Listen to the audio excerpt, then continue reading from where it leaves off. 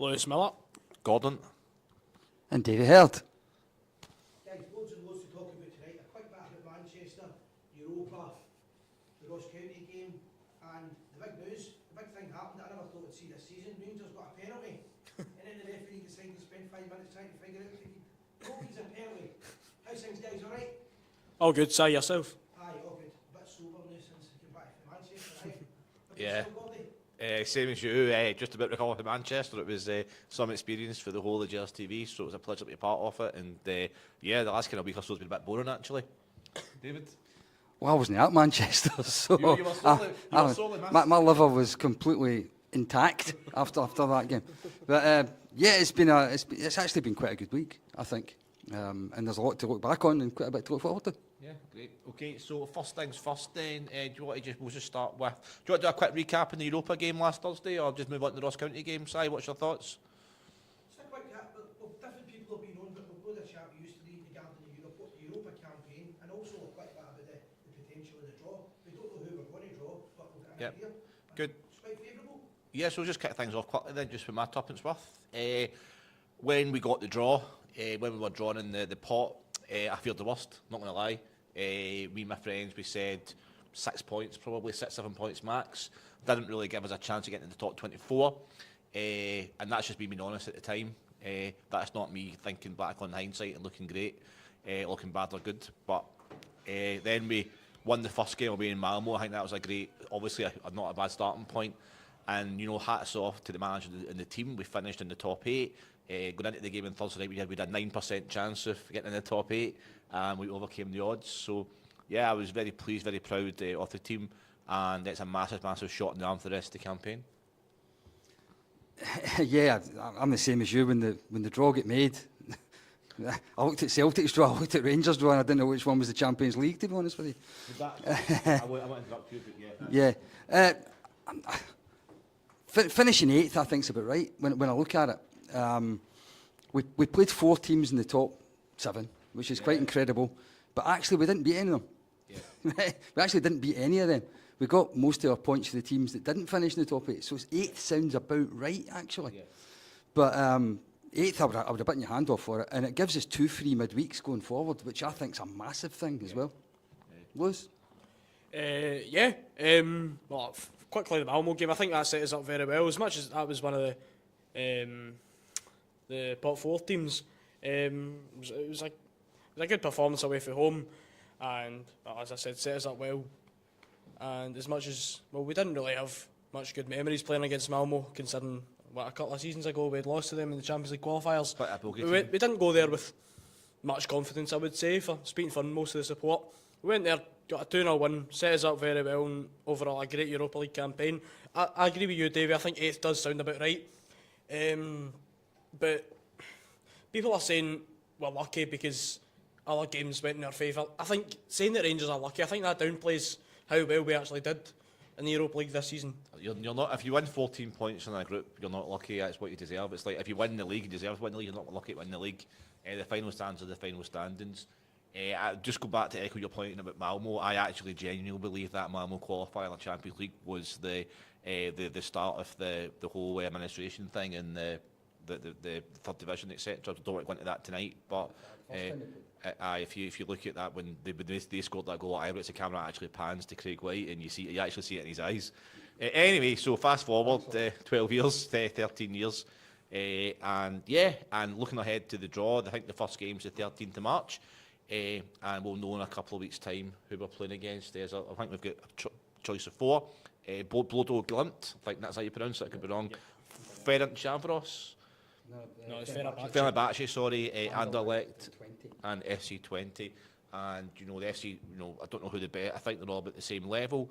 I think Rangers should be slight favourites to progress on that, and that could take us into a quarter-final tie. Yeah, let's not get ahead of ourselves right now. Yeah, we're all going to Bilbao again, aren't we? My personal preference is I'd like to avoid going to Turkey. I don't particularly like going to these kind of hot spots like that. Hold I on, think. we get the Turkish tourist. Oh, no doubt, no Just doubt. online, one Plus, online, plus the one fact way. I think they've got Mourinho in charge. They've got a lot of good players. I think they've underperformed. They've underperformed a bit. I think ideally you want to go to Holland or Belgium. Yeah. From a fan's point of view, I mean, and from a football point of view, I think they're probably 20 and Anderlecht are one of them. I would quite like to get one of them. yeah, I would agree with that. Just 1 wee second, Lewis, big in a wee second, mate. And I believe, I could be wrong with this, but I don't think Anderlecht are having a particularly great season. And FC20, we obviously brought their captain of 5 or 6 years in the summer. So that'd be interesting to hear what the odds say. But I think you're right. I think from a footballing point of view and a travel point of view, Holland and Belgium clearly favourites. Again, don't fancy Turkey, and Bodo Glimt I believe is up kind of towards the Arctic Circle. But Simon and I might get to relive our trip to Mulder, which was probably one of the most fascinating and weirdest experiences of my life. But moving on, Lewis, your thoughts on potential opponents in the last 16? Yeah, well, my least favourite opponents would be Fenerbahce and Bodo Glimt. Fenerbahce, of course, well renowned, one of the biggest teams in Turkey. Incredible manager, Jose Mourinho, as you said, some great players. Overall, just a very hostile place to go. And Bodo Glimt, as much as we make fun of them lot for losing to them a couple of seasons back, we can't downplay how well that they've done, especially in their uprising, especially in European competitions the last few seasons. Yeah. I think that'd be a very tough place to go. And I don't know. I still fancy our chances against. To be fair, I'd still fancy our chances against 4 of the teams. But as you said, I would rather go to Holland or Belgium. Yeah, I think that if we get Anderlecht or 20, I would say, well, maybe not strong favourites, but certainly favourites. And I think if we get Fenerbahce or Bodo Glimt, we drop the kind of slight favourites, but still slight favourites nevertheless. But it's great. Listen, it's great to be having this conversation, irrespective of who we get. I think the whole, the mood and momentum with the Rangers fans has changed in the last few weeks, and it's great to actually have some positivity and to look forward to. It's only 3 rounds. You say it's crazy when you think about it, but it is only 3 rounds away from potentially another final, and you never know, Rangers. You know what I mean? When we had that run a couple of years ago, I didn't fancy us to beat Leipzig over the 2 legs, and we did. So you never know. Yeah, and I think we talk about the draws to come, but I think there's something before that, which is we need to put the squad in. Yeah. And we've got three changes we can make, and obviously there's some players left. So Dowell's away, Casemiro's away.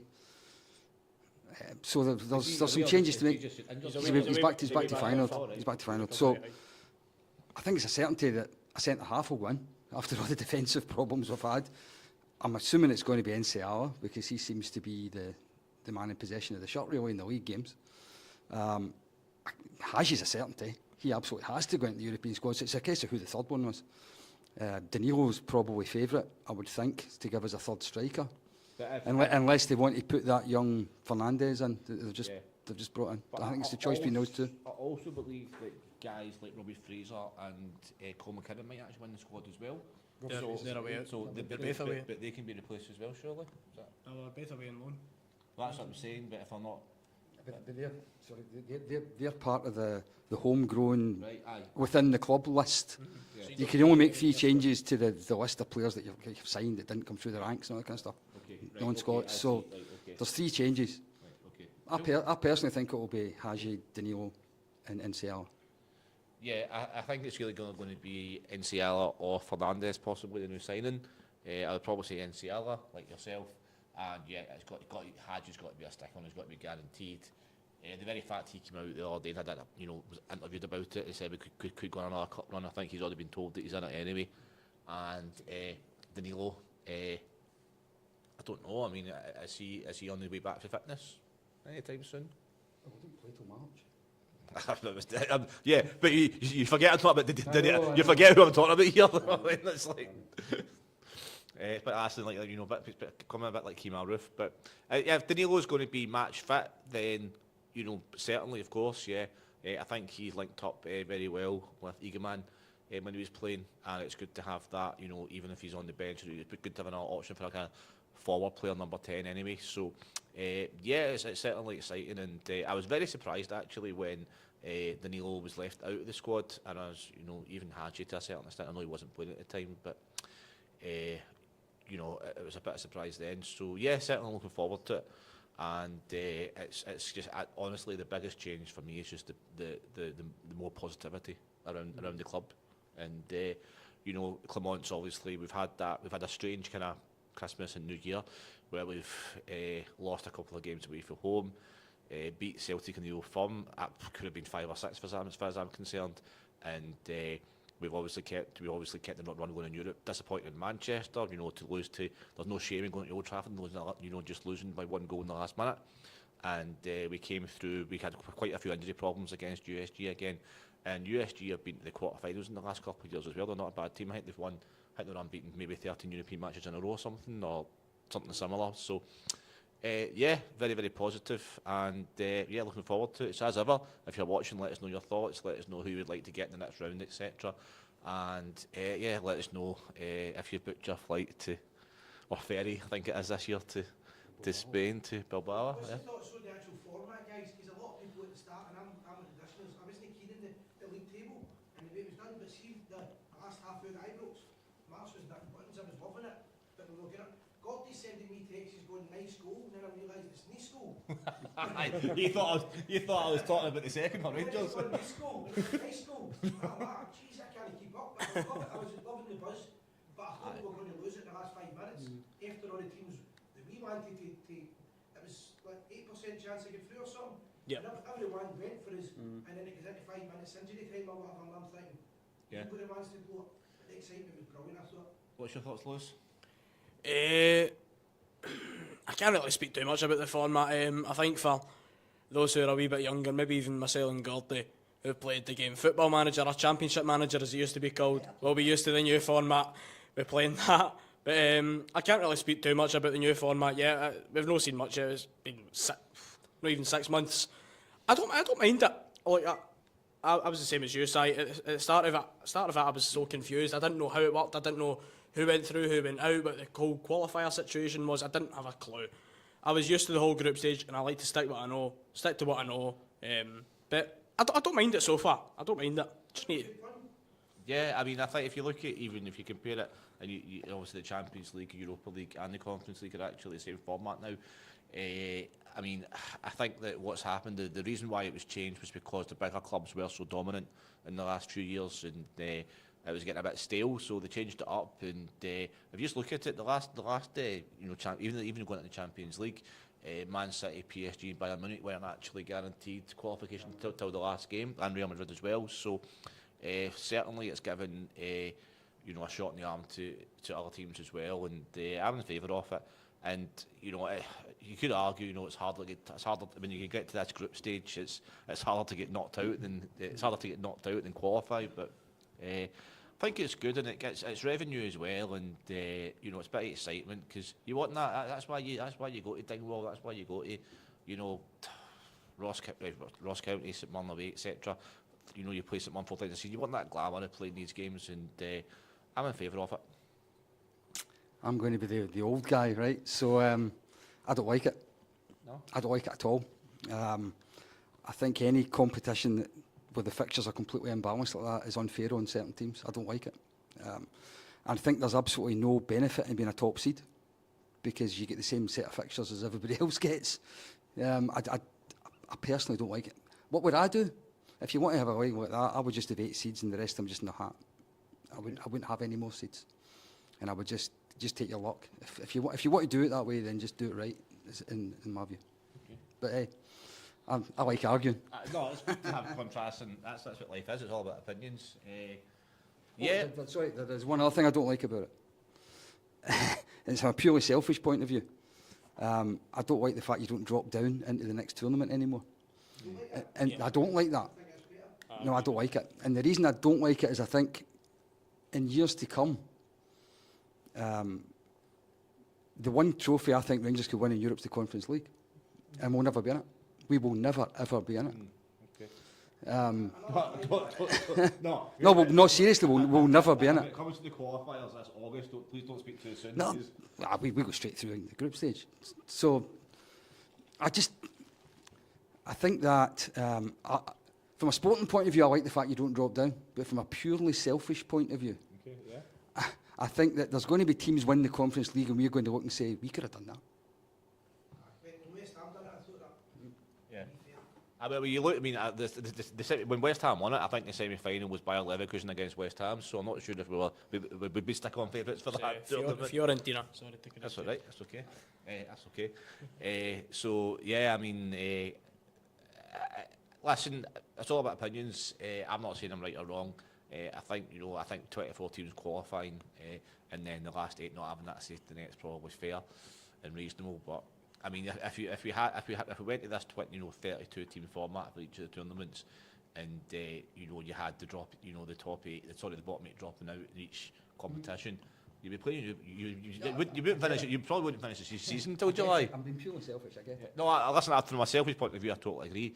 And if we finish in the bottom 8 or whatever, then it would give us probably another 2 or 3 games in Europe, and or 2 home games in Europe for money. But it's hard because UEFA, as much as we hate the big corporations, people like UEFA, organisations like UEFA, they're trying to stop this Super League getting formed, and I think that was the main driving force behind it. And if you look at it, then it seems to be positive this season anyway.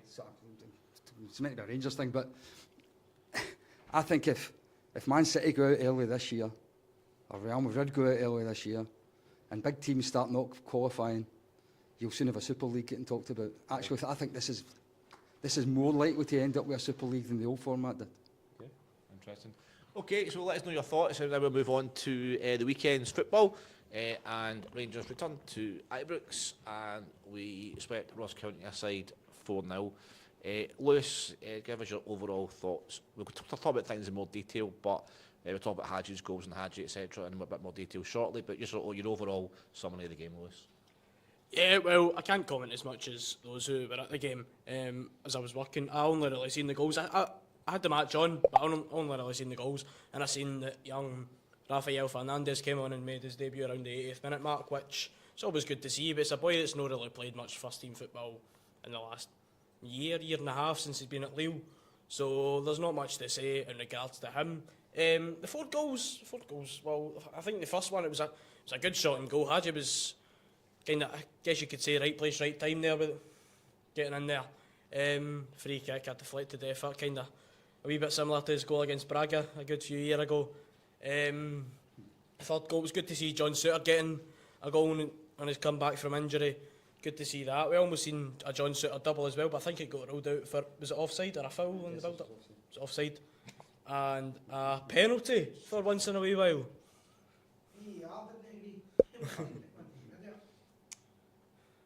So good win then, Lewis. Happy with the result. Well, yeah. Happy enough. Good. He's a hard man to please, so that's good. David, your thoughts on the game?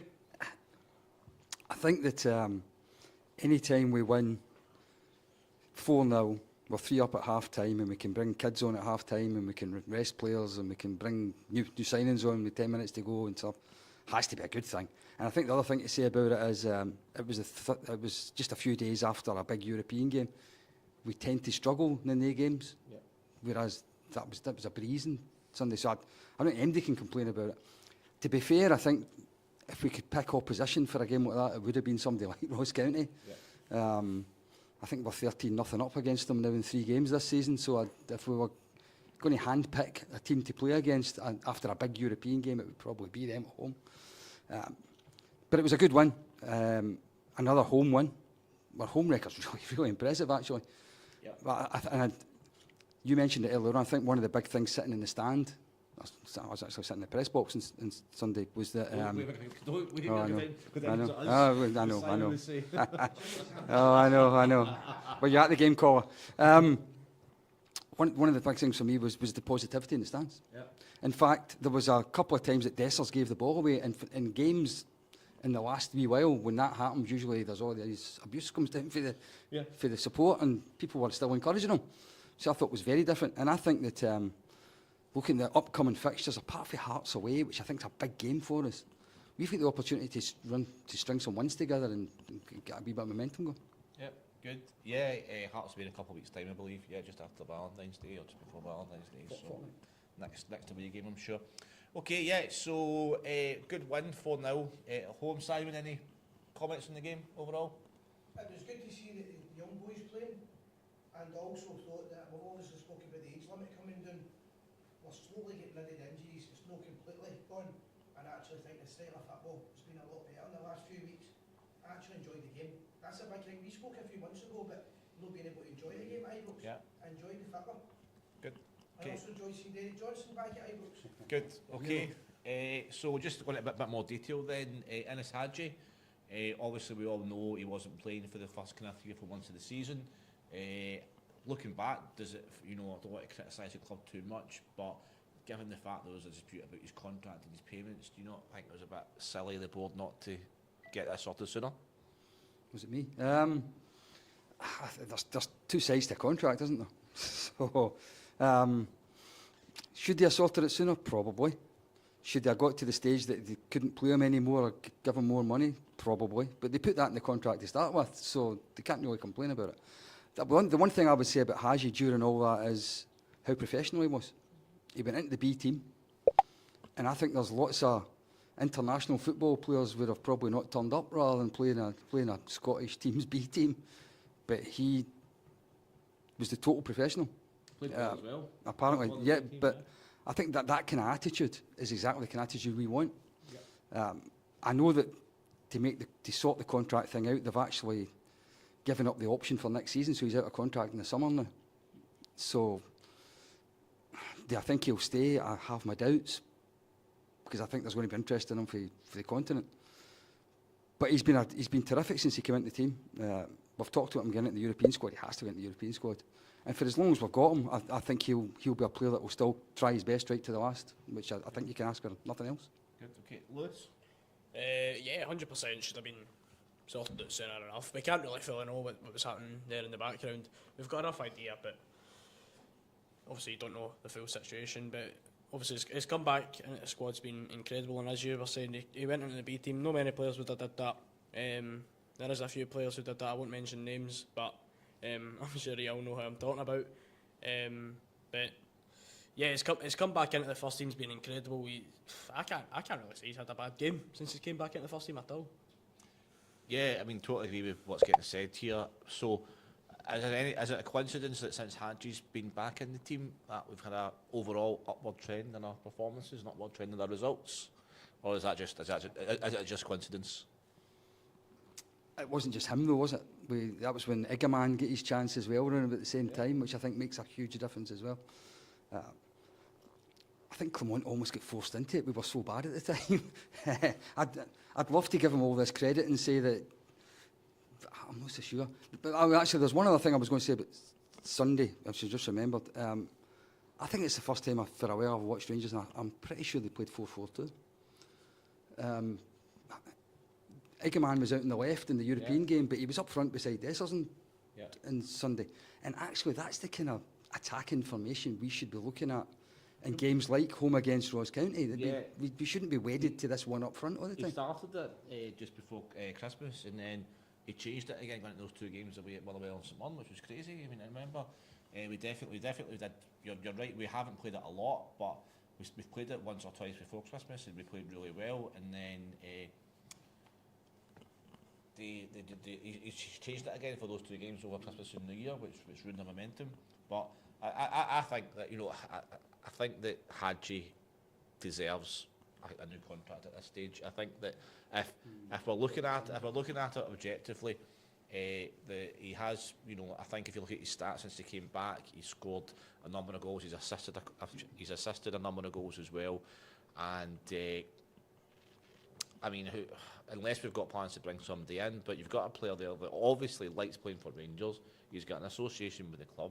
He's got, I think the issue with Hadji has been a little bit inconsistency in the past, but I think he's given it. He's as you say, he's remained fully professional, and he's fought for his place at the club. He's won his place at the club, and he's kept his place at the club. And if that's not the kind of, and he's scoring goals and setting up goals. Now, if that's not the kind of player we want overall, then who is the player we want? Without wishing to pee in your chips, as they say. Please do. That's what No, I'm not saying we shouldn't offer a contract. We should, but I think we need to listen to what the club's been telling us since last summer. They keep telling us the wage bill's too high. they keep telling us the high earners, if they're not performing, need to go. Haji was in a lot of money. And he's going to get offered a lot of money by teams in the continent. So to keep him, we're going to have to offer a lot of money. Will Rangers do that?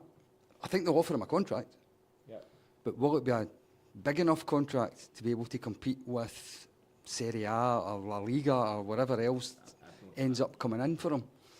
I have my doubts. Do I think we should try and get him to stay? Yes. But would I break the bank for him? No. Okay, fair enough. That was the only kind of question I was asking. A bit of debate and a bit of opinions there, so that's good. Lewis? Anything to contribute? Nothing really to add on. I think he's a both spot on there. I agree with what's been said. Yeah, 100% deserves to be offered a contract, but you can't really compete with those bigger clubs. And if he's got the opportunity to go on, move on for Rangers, go on and do bigger and better things, because... Well, there's no better. Well... Well said. Well, yes, okay. I think objectively, as Hadji might say, if he got a move to Barcelona, he might say that's becoming better, but I get your point, Davey, absolutely. Any other comments for the games? Any other stand-up performances for the game on Sunday? Who would you say played really well, or who would you disappointed in? Insiala get man of the match, so I think it's worth mentioning the partnership with him and Suter. I think shows a bit of promise. You've got a right foot, left foot combination. You've got two guys that can pass the ball. I think with Suter coming back, you've got somebody that kind of leads the defence, because I think Insiala being young needs somebody like that beside him. I think that's a partnership that looks as if it might be quite good going forward. Another thing I'm definitely going to say is that it was good to see Bale Rice getting another 45 minutes, because I think he's a player, and I hope we see quite a lot more of him for the rest of the season. Definitely. Lewis, any other standouts for the game, and any other negatives or positives for the game Saturday, Sunday? I keep saying well... Saturday, I don't know why I keep saying Saturday 3 times now. Yeah, well, as I was saying, I never really seen too much of the game. I only really seen the goals because I was working. But a 4-0 win, you can't really complain, especially off the back of a big European win, as you were saying, through the week. Okay, good. Okay, so anyone watching, let us know your comments. We'll start reading some out soon when they come through. So please let us know your thoughts on the game, etc. as well, and anything we've spoken about. Next topic for us to discuss tonight, we'll move on to the transfer window. Need to say this phrase: the transfer window slamming shut. Last night, you Jim White and Sky Sports, the countdown, the ticker countdown, bit of a damp squid in the end, wasn't it, last night? But I'll go first. I'll give my opinion first, and I'll obviously ask you guys for your opinion. I think our activity in the transfer window just summed up my thoughts on the board and manager's relationship this season. I think no matter what happens, Colont's now safe for the rest of the year, and he'll be given next season to make his mark. I think this season was a transition season, and given the fact that we've not really signed any, we've let players go again, I think that totally reaffirms my opinion that this season was a bit of I hate saying this because it's horrible to say about Rangers, but for Clement this was always going to be a bit of a free hit this season. Unfortunately, I hate saying that, but so I think that's why we're giving his contract extension. With everything going on behind the scenes as well, and I think that they're saving. I'd like to think that they're saving a bit of money for next season. They've also looked at the league title and said, "Listen, it's going to be a big ask, so let's hold our fire and we'll bring in this defender." And obviously we have signed Lyle Cameron, I think his name's pronounced, on a pre-contract as well, but not very exciting, was it, the transfer window? Well, yeah, we've seen a good few of the young boys going out on loan. We've seen Cole McKinnon going to Ayr United. We've seen Adam Devine going to this weekend's opponents, Queen's Park, and Robbie Fraser going to Livingston. Yeah, there's not much I can say. I think Lyle Cameron's a player that's been involved in rumours regarding Rangers, whether he came in January or came in the summer, the last couple of weeks or so. I think it's a good move. I think Lyle Cameron, he's a good player, of course, to be even rumoured to join Rangers. He's got to be a not bad player, and he definitely seems that in the games I've seen him play. He's looked to be a good player, especially for his age. I don't really know whether to say letting Zach Lovelace go back down south. I don't know whether that's a mistake or not. Supposedly it's meant to be a 7-figure fee. I don't believe that. I don't think it would have been. Of course, he went back down to Millwall. Must have been something to do with maybe family reasons, but if he's going to get first team football down there more regularly than what he's going to get up here, then it's a no-brainer for him. Looked to be a good player in some stints, but not much I can say regarding to that. David? I'm going to be contrary again. Okay, So, Mary? actually, I don't know, what do we expect? I mean, who actually left? Who left during January? So, Keegan Dowell. So you had Dowell, who was a complete waste of a shot. You had Matondo, who was pretty close to being a complete waste of a shot. Combined, the two of them are in more than 40 grand a week. Yeah.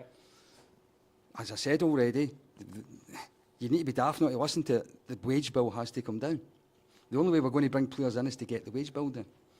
But unfortunately, these guys are leaving on loan. They're not leaving permanently. Ben Davis is another one that left. He's got a big wage as well. We don't know whether he's going to be back or not. We don't know if these guys are going to be back or not.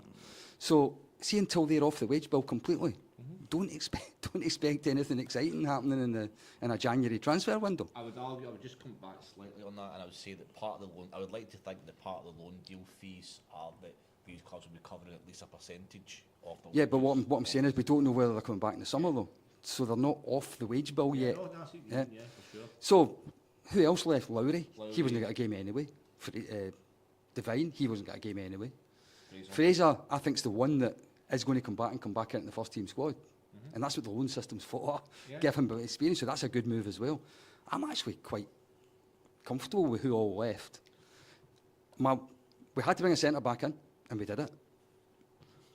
Ideally, I would have liked to have seen a winger come in, Yes. to be honest with you. And the reason for that is I think we're so dependent in Cherny as a wing, as the guy who chips in goals to the wings. Yeah. None of the rest of the wingers, I know Haji got 2 goals, he's not a winger anyway, but none of the other guys playing wide have got anywhere near the numbers he's got. I'd like to have seen a goal threat winger come in. But for all I know, we tried to. I don't know. But the other thing we've got to say is that, I hate saying this, we can only make 3 changes in the European squad, and we've already got 3 players lined up for that. We've got 4 games, hopefully, still to play in the Scottish Cup. We've already seen in one-off games we can beat any team in Scotland anyway. Yeah. So what was this window for? We're not going to win the league. Yeah. So I don't see the point in spending lots of money. Another thing I'll say, Lovelace's contract was up in the summer anyway, and we've just got money for him. So to me, it just made total sense. Yeah, no, I will just come back slightly on that because there's a bit of opinions, etc. But okay, so I totally understand that, and my head agrees with it, right? But I think for somebody, I would come back slightly and ask you guys your opinion on this. So we agree, obviously, a contract for Cameron for Dundee, right?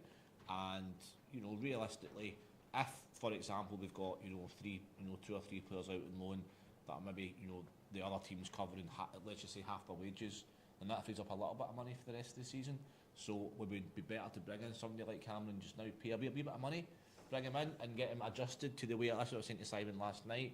He's got a few months to maybe play a couple of games, get used to his teammates, get used to the pressure, get used to the manager and the coaching setup, and then he hits the ground running in pre-season? Or do we wait until... How much would you paid for him in January? $250,000. How much did Conor Barn go for? 500,000 in the end. Right, so that's how much Lyle Cameron's going to go for, right? Okay. So there's nothing in it for Dundee to accept £250,000 just now. Dundee they know they're getting £500,000 in the summer, so you probably need to spend £750,000 to bring him in just now. And if you do that, there goes all your financial benefit you just talked about. Is there going to be a fee see for it. Cameron then in the end? Oh, but a development fee exactly the same as Okay, well, Barron was. In that case then, yeah, I'd probably take that back and withdraw that then because it doesn't make sense, but you're absolutely right. But yeah, I totally agree. The wage bill, at least temporarily, has probably come down. I think that, there's no point in going out and spending, millions of pounds. We're never going to do that anyway. But I think if we have identified targets for next season, which I would like to think we hopefully have, then do we take a chance of bringing in a little bit early? My whole thinking is, we waited for example, sometimes we wait, if you wait until the end of the summer to bring in players, they don't have a pre-season, they don't have that adjustment time, they don't have time to get used to their teammates and the new expectations and pressure that being at a couple of Rangers. So my ideal opinion is bring in players as early as possible, but if the finances aren't there, the finances aren't there. So overall then, sum up happiness or sadness with the transfer window business was... I'm quite content. There's nothing really I can say, but as much as I'd maybe liked seeing a winger, there was a couple of rumours of a couple of names that I'm not even going to try and pronounce. Don't say Ryan Kent. I'm not. We did have a couple of rumours. Obviously, I wanted to simmer down. I think one of the boys was going to Salzburg. I believe he ended up going to, or he was rumoured for going to anyways. There's a guy with a really English name, Bobby Clark, that plays in Poland or something. It's Lee Clark. He's played for Newcastle, his son. Is that right? Cool. Okay. Yeah. Lee Clark's a good player. So David, just recap then and just summarise your overall happiness, contentness with the transfer window. So, I'm not going to have a 10 out of 10 or anything, but I'm just saying that I think I can understand from a financial point of view and understand from a point of view where the season is sitting right now that it didn't make a lot of sense to bring a lot of players in. Okay. I think signing Cameron's players like Cameron is the club's shown you just now. That's the way they're going to operate from now on. They're going to look for younger players mainly, not all of them, but mainly younger players. They can develop. They can. Well, some of them they will look to sell on using this player trading model they keep calling it. That's what your Jeffties and your Iggamans and all that, and probably in Seala as well. They three will all look to me as if they won't be players that are here collecting lots of medals at Rangers, unfortunately. Okay. But then you've got the likes of your Barron and Bailey Rice coming through, the Finlay Curtis coming through, then you've got the young Cameron. So, yeah, you can see that there's big changes. It's bringing the average age of the squad down. It's making the value of the squad higher. But it's all moot unless we start winning trophies. Well, that's the thing. So my point would be, again, just playing devil's advocate, do we take a chance of bringing in somebody, even on loan for 3-4 months, that's going to give us that extra impotence in the cup, or somebody for the rest of the European games? Do you know what I mean? So that's just an interesting point. But more important, I think that importantly, we didn't really lose any really significant first-team players. And as we've talked about the financial situation at the club, we probably would have suspected we might have lost, a couple of players. There was rumours about Redman perhaps leaving, and there was heavy rumours throughout the window about Dessers leaving as well. But I don't think we've actually lost anyone significant, and we've kept most of our squad intact. So, what about Dessers then? Are you happy with Dessers staying for the rest of the season? Well, on its current form, I've got to say, yeah, there's definitely a player in there that a lot of Rangers fans, even including myself at times, have been saying for a while. There is definitely a player in there, and his recent form shows that. And his form in other blips as well. But he's just too inconsistent. He's a very reliable player, as we were saying on a live the other day with Ryan and I can't mind the boy for Rangers Review. Can't mind his name. Scott. The Rangers Journal. Rangers Journal. That's what I was. Rangers Journal. Aye. On a live show with them too. We spoke briefly about it, but yeah, he's a reliable player. He's always going to be there, and he just needs to find that sort of level of consistency. I don't know if he will find it at Rangers or not. It's been interesting to see all Dessers' defenders on social media come out in the last week or so. He was getting, not vilified, that's probably too strong a word, but certainly, he was getting, some level of abuse on social media. But in the last couple of days of transfer window, when everyone was saying he might be leaving, that's when a lot of people actually came out and said we want him to stay. I think anybody that gets his 20 plus goals a season is good. Is it value for money? But I always go back to this: does the chances he miss negate the positives of the great goals he's capable of scoring? And that's the conundrum with Dessers. And to be honest with you, I don't think it's ever going to be answered. I just don't know. That's it. He was getting. You could have a whole programme about Dessers, I think. Not vilified, that's probably just weighing a lot of. He timed it perfectly. If he wanted to stay at Rangers, he timed his recent form perfectly, didn't he? That goal at Old Trafford, the one at Tannadice, was a cracking goal as well. He was as good a player as any in the park against the Belgian team. So just as the transfer window was starting to heat up, he decided to play probably the best football he's played since he joined the club. we don't get most of our squad that that's so You could have a whole programme about Dessers, I think. He timed it perfectly. What I do know is I think that his recent teams abroad, his recent watch Rangers that much, but they will see him in Europe.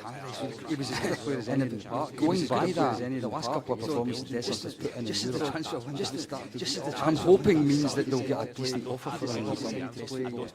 And I think at his age, if we get an offer of even the money back, we could have a whole programme about Dessers, I think. He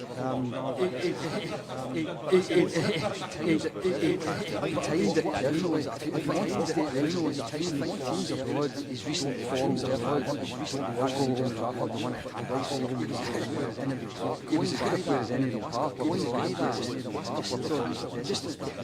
I'm hoping means that they'll get a play. And I think at his age, even the money back, even the money back, programme about Dessers, I think, programme about Dessers, I think. He timed it perfectly. If he wanted to stay at Rangers, his recent forms abroad, his recent forms abroad, he was as good a player as any of the park. Going by that, I'm hoping means that they'll get a play. And I think at his age, I think there's one other thing to say about Dessers.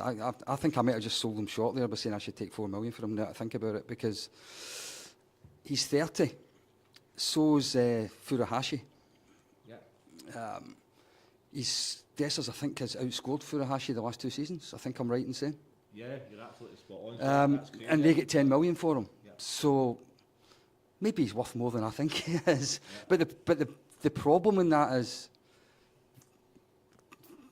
their player didn't score as many as ours, but he scored when it mattered. Yeah. And I mean when it mattered. If Dessers could develop that habit for the rest of the season, I think he might be worth a lot more than what I'm saying. Yeah, and you're absolutely spot on what you said a minute ago about the clubs won't actually watch every Rangers game, so they won't see all the misses. They'll see the stats though, and they'll look at the stats and go, 36 games, 23 goals, or maybe see, as you said, the big games. They'll go, what's this guy capable of? So yeah, I think that we certainly shouldn't accept anything less than what we bought him for. Otherwise, again, it's a bit mismanagement. But Ridvan, I think every transfer window, in recent memory anyway, Ridvan's been linked with a move to Turkey, back to his homeland, etc. But Lewis, what's your thoughts on Ridvan staying and competing with Jeffy and on the left-hand side? Personally, I think Jeffy's the right choice for doing the left-hand side. I say right choice right choice on the left-hand side. Well, with Rangers' defence this season, you could be right. I almost did the left choice in the red. Anyways, Ridvan's form, it's a bit like Dessers, to be honest. It's a bit in and out. I don't think he's physical enough, especially for a defensive position. As much as the more modern fullback is a lot more attacking, we see that with Jeffy, and he's he's more a physical boy as well, and he can go forward. I don't see any reason why you would pick Ridvan over Jeffy. I think if we took that offer, well, supposedly Rangers rejected a $4 million offer from Besiktas near the end of the transfer window. If we'd have took that offer, I'd probably been quite happy with that. I think $4 million is far too low for a guy that's a Turkish internationalist. And I think we're blessed in the left back area at the moment. If they both can stay fit, I think Jeffy and Ridvan are quite similar players. But I think again his same. He's got potential. I think he's shown flashes of it. I know I'll get pelters for this, but it's all about opinions. I would say Ridvan and Jeffy are quite similar at the moment. But I would say Jetty's got a bit more potential right now. If we can live up to it, it'd be great. But I think we'd be underselling our players if we don't accept anything. If we sold them for say £4 million, I think that would be under his market value. I think there's one massive difference between Jeffy and Yilmaz, and that's Jeffy is always available, and Yilmaz misses far too many games injured. His reliability since we've bought him has been absolutely criminally bad. I don't know the stats. I'm not a great stats guy, but if he's been available for more than half the games, I'll be surprised. So No, I get it. So but I mean, we've got too many players like that. We've bought too many players that Absolutely, haven't been reliable enough. I mean, Sterling's another great example. I think he's a terrific player, but there's no point in being a terrific player if you miss 3/4 of the season injured all the time. Listen, I absolutely agree with that. So, if I'm going to sell one of them, I absolutely sell Yilmaz. But I agree with you, the fact that he seems to be quite popular in his homeland. We should be looking for maximising the fee we get for him. But for me, Robbie Fraser comes back for Livingston, hopefully after a good loan, and he becomes Jeffrey's deputy, and we sell Yilmaz. Interesting. Simon, any thoughts on the transfer window? This surprised me. That's the big thing. I wasn't expecting a lot. I was more worried about losing players than I was. Did I think we're going to buy anybody? I didn't think we were going to buy any big players on it. So it didn't surprise me in any way. I'd have liked to have maybe seen a centre half coming in, but if we're going to do anything, the business will do it in the summer. I think maybe Simon, don't know about words in your mouth, but I recognise centre back rather than like a guy that's not Somebody played. would get right in it. Somebody like Johnny Evans. Somebody would get right in the team. Aye. Okay, so again, let us know your comments, let us know your thoughts on that. Yeah, bit of a damp squad in the end, really, to summarise it. But if you look, that was the whole of Scottish football. Like you watch it, I always watch it side by side. I always look at the Premiership and I always look at the SPL. You're looking at teams like St Johnstone bringing in a player for Albania for $1,000 or something. And you're looking at when you're looking at Man City spending 170 million. You're like, what's going on? So interesting. Okay, so we've covered a lot of subjects tonight. I think our last topic is going to be the cup game coming up in 5 days' time. Wednesday, Thursday, Friday, Saturday, Sunday, isn't it? Sunday. Yes, Sunday. And I believe, if you're watching, probably correct me here. Of all the surviving clubs, it's the original and oldest Glasgow derby. Is that So two biggest teams in Glasgow playing sorry, against I'm each so other. sorry, Lewis. Right, David is the historical man here, so we're going to put all the pressure on him. So, David, is that correct? They are the two oldest surviving Glasgow football clubs. Senior Excellent. football clubs. Yeah. Okay, great. 'Cause I remember when we were down in Division 2, we played them, and there was a 40,000 crowd at Hampden Park. I was there with my brother. I think it was Boxing Day or something. Actually, one of the games was, so that was good. Should be an easy one, surely. It's the ideal draw, isn't it? Let's be honest. A great opportunity to showcase young players. Absolutely. So it'll be criminal if Bailey Rice doesn't play. It'll be semi-criminal if the new centre half doesn't play.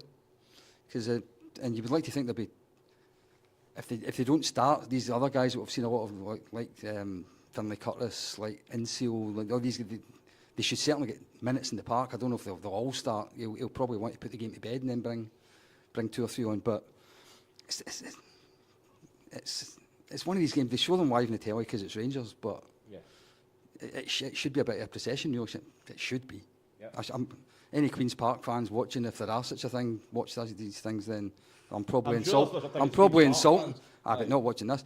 I'm probably insulting them. But quite a wide audience, so I don't know if there's any players due back for injury, because it'd be also the sort of perfect game to bed in Danilo if he can come back, or Sterling if he can come back, or Cortez if he can come back. But I don't know. Okay, brilliant. Lewis? Well, I briefly spoke about Adam Devine there. As much as he probably won't play this game, I'd imagine there's a clause in his contract that he can't play against his homegrown club. But yeah, as a game, as you said, it's the ideal draw. You don't want Queen's Park at home. It should be a walk in the park. It's Queen's Park. I mean, you never know. It's Rangers. It could be a 1-0 or an 8-0. You never know. But no comment. But listen, I remember the game last year against Partick Thistle. It wasn't a walk in the park. I can tell you that. God, no, absolutely was not a walk in the park. But we need to see these young boys. Finlay Curtis is someone who's came into the team and he's not looked out of place. Maybe in the last couple of games he's not really played as much, but against Man United, and I can't remember the game before. That's bad for me. Fraser, there was a couple of good. I mean, to be fair, with the schedule we've had with European games and a busy kind of Christmas and New Year, with the fact we had lots of injuries, I think after the game against USG, you couldn't ask for a couple of weeks scheduling wise with Ross County and Queen's Park. It's just that extra, and again, we should be resting guys like Cherny. He's played a lot of football. He's probably played more football he's ever played before in his life, actually. so he should get a rest. And you've got to imagine that we bring in guys like, you know, McCausland, Finlay Curtis, Cortez, maybe get a run out as well. They should be enough to wipe the floor with Queen's Park. You've got to think that, surely. Yeah, but it won't be a total reserve team. There has to be. It's the Scottish Cup. We will treat it with a bit of respect, and we will still play quite a number of players that usually play. I would imagine maybe 5 or 6 of them. But Yeah. I mean, you could almost go through the whole team. Should Butland play? Probably not. Probably Kelly. Probably this is the perfect game for Liam Kelly to come back in, I would imagine. Who would you place? Would you rest Suter for Tynecastle? I personally would. Yes. Now that he's had an hour in the Yeah. Premier League, I wouldn't play him. Coming back from injury, definitely, I would absolutely rest Suter, to be perfectly I'd honest. probably play Proper as an experienced player beside this new Fernandes guy. I'd probably play them. Yeah. If Ridvan's fit, I'd play him at left back. Give Jeffy a rest. Yeah. That's weaken the team massively. At right back, I can only think of Tavern, Yeah. Because I think Sterling's still going to be out, so I don't actually think there is another Yeah. right back. Yeah. Diamande, Raskin, one of them will drop out and Rice will play beside the other one, I would imagine. You could maybe drop both and bring back Conor Barron. If he's fit, yeah, could do. And then you've got your front. So it wouldn't surprise me McCausland on one side, Bajrami maybe, Cortez. no, or Cortez if he's fit. Tom Lawrence, who came on as substitute, he might get a run at the number 10 position. Yeah. And then you've got who to choose between the two number 9s. I If would- Danilo's not available. I would play Dessers up front because I think he might still a young guy.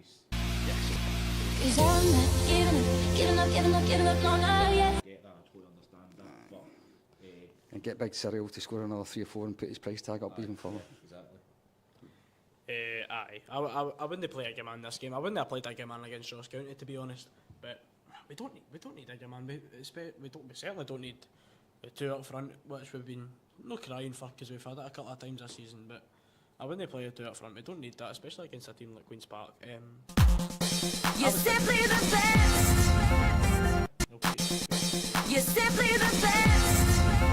It's terrible to say, but we're still talking about Oscar Cortez as, you know, I think we're nearly got to buy him for $4 million, and we still don't know if he's fit or not when it's February. Play the So- 2 games. That seems a bit strange, but Simon, anything to add about the Queen's Park game?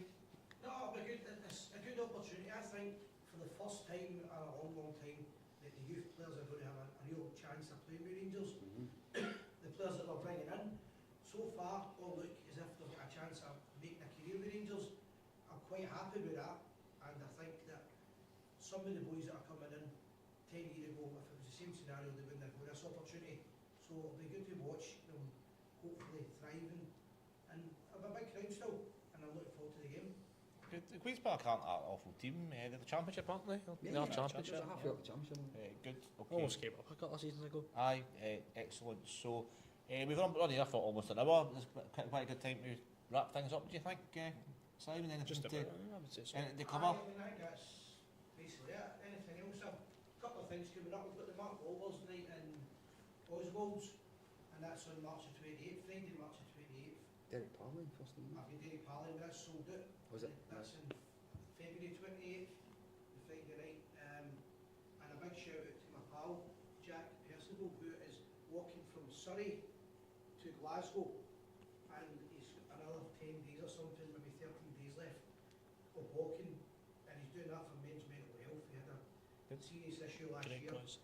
but he was very, very low in life, so he decided to walk and make as much money as he can. And on the finishing line, hopefully against Hearts, that morning he's going to arrive in Glasgow. We'll be filming it and then taking him for a few drinks to Oswald's bar. Good. So good luck, Jack, if you're watching this Yeah. tonight. You'll probably be sleeping, to be fair. And if you're not sleeping, you will be now after listening to us. I'm not sure. I don't want to belittle what he's doing. It's an absolutely fantastic cause, but I'm not sure they're going to straight to Tynecastle for a game. It's good for the head for Rangers fans' mental health. But I'm not a fair play to him, and hats off to him because that's an amazing achievement. So look forward to seeing you in 10 days' time or so, or 10, 11 days' time. So Depends how quickly how many miles he can do per day. But that's his target, is getting back to Glasgow in the pub for a few beers and then watch the game. Good. perfect. Okay. David Hurd, thanks very much for your company. Just a quick shout out to myself and David. Spotify. If you have got access to Spotify, please access our shows on Spotify.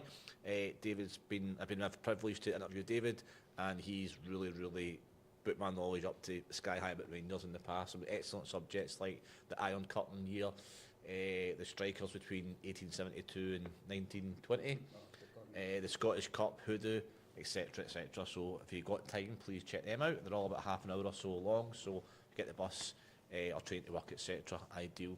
And Lewis, thanks very much for your company tonight. Enjoyed it. No, not a problem. Great. So Simon, anything to add on before we No, I'm wrap happy with up? that. Brilliant. Football's Okay. going to be a bit better in the last couple of weeks. For a change, we're no moaning. Correct. I know. I've seen Simon. I come in here today. I seen Simon with a smile on his face. I thought, Christ, something's happened. Something's wrong. But all good. So thanks very much for your company tonight, everyone. Thanks for watching. And always remember, we are signing off with, we are The people. Have a good one, guys. Good night. Good night.